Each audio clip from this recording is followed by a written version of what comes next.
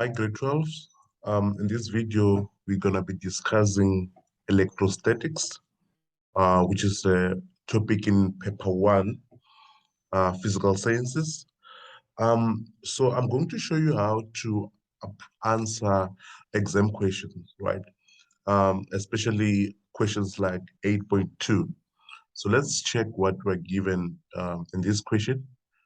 So we are told that a sphere, Q1, with a charge of -2.5 microcoulomb is placed 1 meter away from a second sphere, Q2, with a charge of +6 microcoulomb.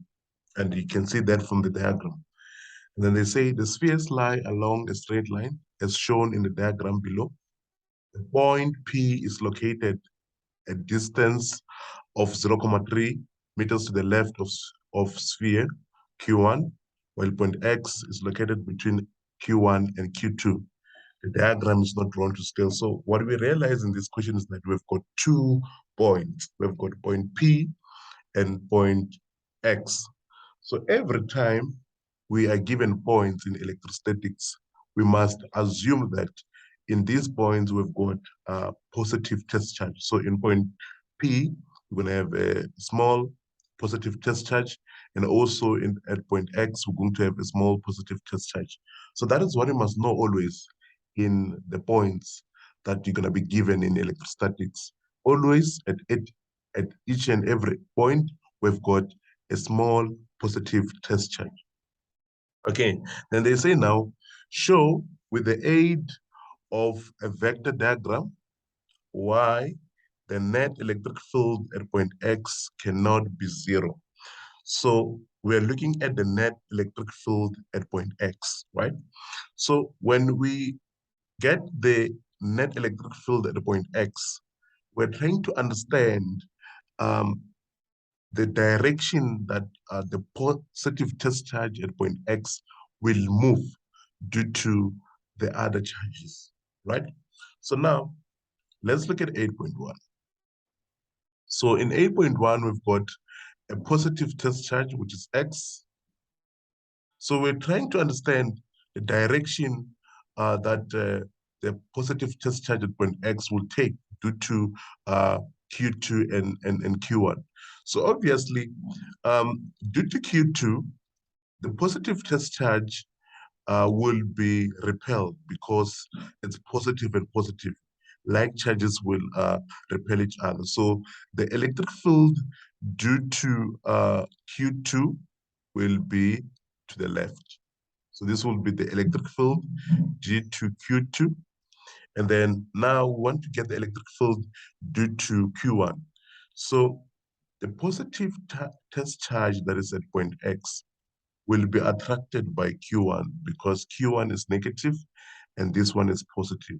So still, the direction of Q that is at point X will be going to the left due to Q1.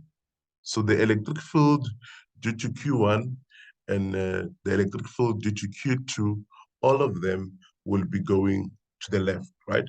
So now we've got 2 electric fields that are going to the left or that are going, that are acting in the same direction. So if these 2 are acting in the same direction, this means that if you were to get the net electric field, you were simply gonna add these 2 net electric fields at a point. So hence, the net electric field cannot be 0, right? So what it can indicate is that the net electric field at point X, are acting in the same direction. So that's the main thing that we realize. They're acting in the same direction. And it means that if they're acting in the same direction, the net electric field will simply be the addition of the 2 fields at a point, right? So the net electric field, the net electric field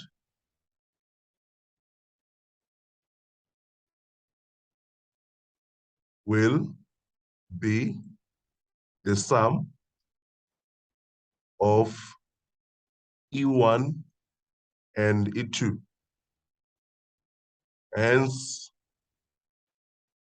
it will not be zero. So that should be enough, because what you did first, you drew the vector diagram where you indicated the direction of the electric field at point X due to Q1 and due to Q2. And then you realize that these electric fields are all going to the left. Therefore, if you were to get the net electric field, you're simply gonna add the two. So therefore, you can have a net electric field of zero. So that should be enough, and that will give you full marks, right? And that's how you answer that one. So let's look at 8.2. So in 8.2, they're saying you must calculate the net electric field at a point P due to the two charged spheres, Q1 and Q2.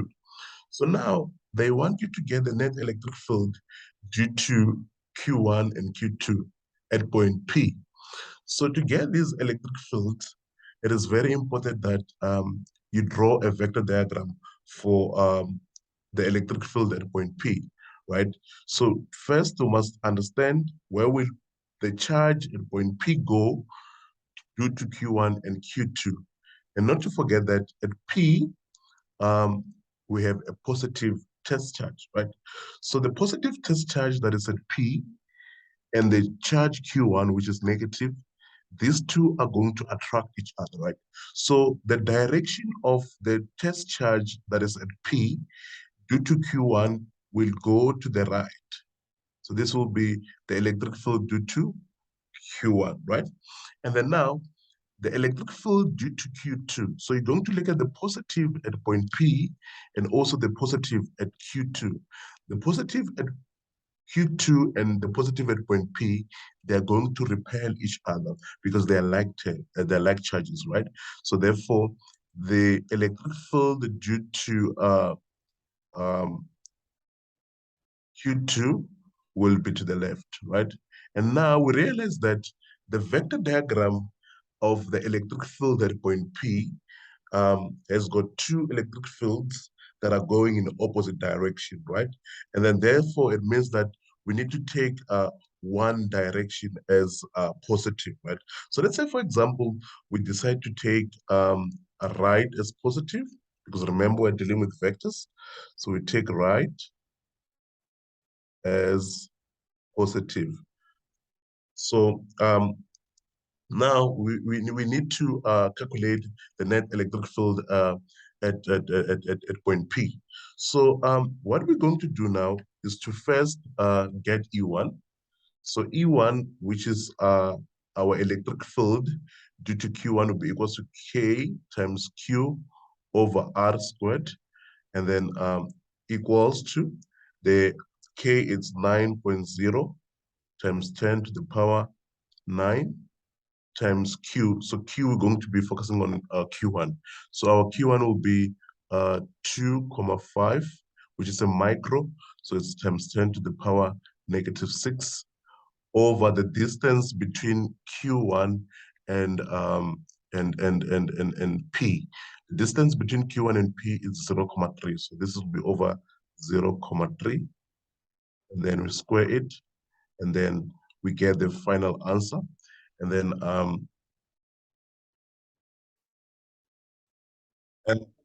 and the answer to this is 250,000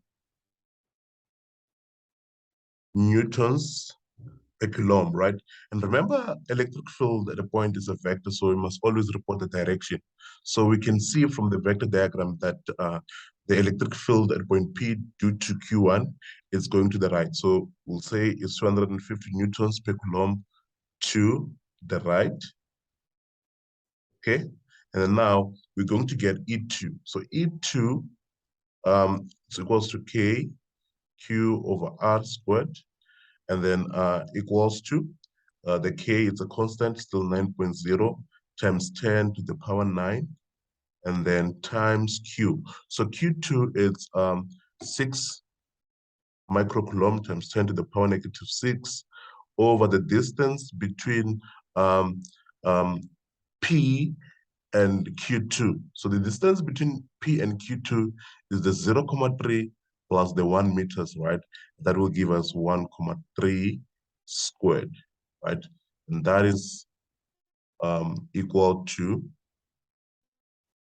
the answer is 31,952,66 newtons per coulomb, and then to the left. Right? So this one is going to the left. Then now you have the magnitudes of the electric fields at uh, the point P due to the two charges, right? And now remember the question wanted you to get the net electric field, right? So to get the net electric field, we're going to use the formula according to the vector diagram. E net will be given by, we remember we took right as positive, so E1 will be positive plus minus E2, which is going to be negative because it's going to the left, right? And this will be equals to E1, we have 250,000. And then this is going to be plus minus 31,952,66. And that is going to give us